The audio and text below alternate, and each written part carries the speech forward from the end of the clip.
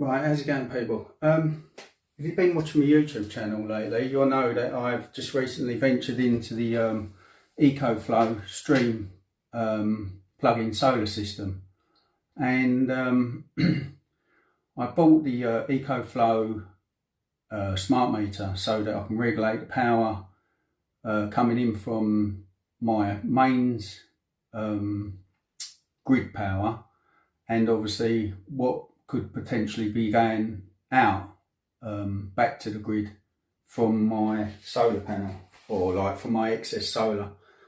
So I have fitted this already, and I'm just going to show you it. So there's my smart meter, and like, as you can see, there's the CT clamp.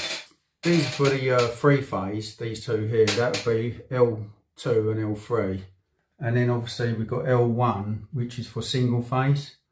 So L1 just basically is here, and that clips on the live coming from your house meter into your fuse box. So like mine is there. And then I've got this brown wire, or yeah, brown tagged wire here, which would be the mains. And that comes round and goes into my fuse box, and that's the one that I've got the CT clamp on. And obviously the arrow is pointing towards my electric box or consumer unit, as they call them. And yeah, that's the arrow is to show the flow of the electric. So it's coming out of my national grid meter, and then going down this wire, and then it's going into the consumer unit, and then that will be the CT clamp actually just measures the amount of power coming in and going out. So on domestic houses, it's just single phase, so we only need the one L1 clamped on that mains power. The other two are just obsolete, really. They can just sit there. I mean, I wouldn't, some people say like cut them off, but personally I don't recommend cutting them off, because obviously you're going to interfere with stuff. So there's no need to anyway. Just leave them like tucked up somewhere or something like that. Anyway, yeah, so that's that. So I mean, obviously don't follow anything that I'm showing you here, because obviously anything to do with electrics needs to be like carried out by a qualified electrician. But I'm just showing you like inside my meter box how it's already been done. So like I say, this cable here going into the bottom, because it's single phase, the live goes into the L1, which is on the end here, the far left, and then the neutral blue goes in the far right, and that is, I think it's number, did it say number 4 on it? I think it says number 4 on it. Anyway, so you can see that you've got the two cables. Like I say, brown is live, that goes on the far left, and then blue goes on the far right. Yeah, that's it, yeah. Anyway, so that's that. What you could do, or what has been suggested, is that you can just yourself, obviously if you're competent, just to put a CT clamp on your mains power coming in. I mean, you can do that, and then you could in theory just use a normal piece of like flex with a plug on it. I mean, that comes off of any appliance really. You could just use that and basically wire it into the bottom of the smart meter and just power it off with the plug.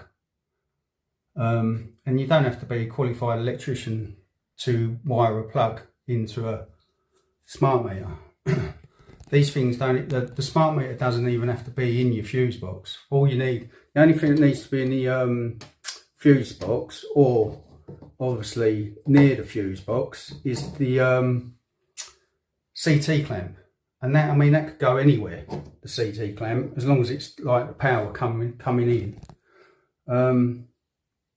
Yeah, as long as it's power coming in. So, and then what you've got here is, let me just show you. This is a bit, I'm sort of standing on step ladders and trying to show you, but right, it does come with a little tiny aerial. Look, I'm going to show you.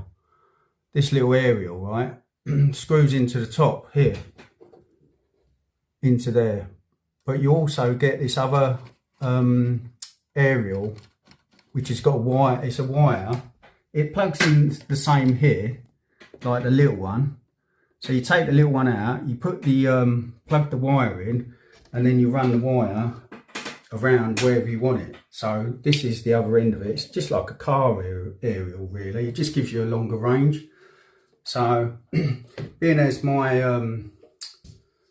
power unit is right at the back of the house, I wanted as much range as I could. So like I say, I've taken this little tiny one out, little tiny aerial, and I've put the main extended aerial in it, which is at this black wire here. That's the main wire.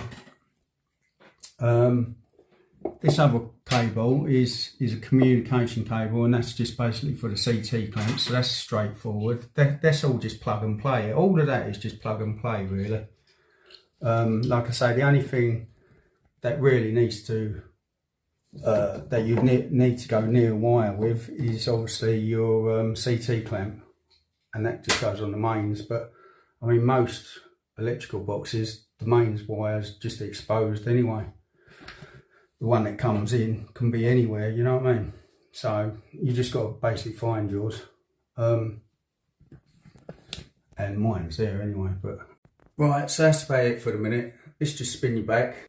So yeah, if you are getting involved in the EcoFlow plug-in solar system, or like another brand or something like that, and you do want to get one of these smart meters, then consult an electrician and ask him, like, obviously how to go about fitting it, if you're not sure. And yeah, if you get any work carried out, obviously get carried out by a qualified electrician that is certified, so then you've got no problems or comebacks. The actual smart meter that EcoFlow uses, in their instructions says that it only draws a maximum of 3 watts. So it's a very minimal amount of power, really small amount of power. And just for an example, this is my British Gas one, and yeah, I mean currently it's using no power at all, but that one I just showed you, that probably uses about 1 watt, if that, and that's just plugged directly into the wall via the white cable. It gives you an idea, you know what I mean, of this other one. Right, anyway, let's wrap that one up, and I'll see you in the next video.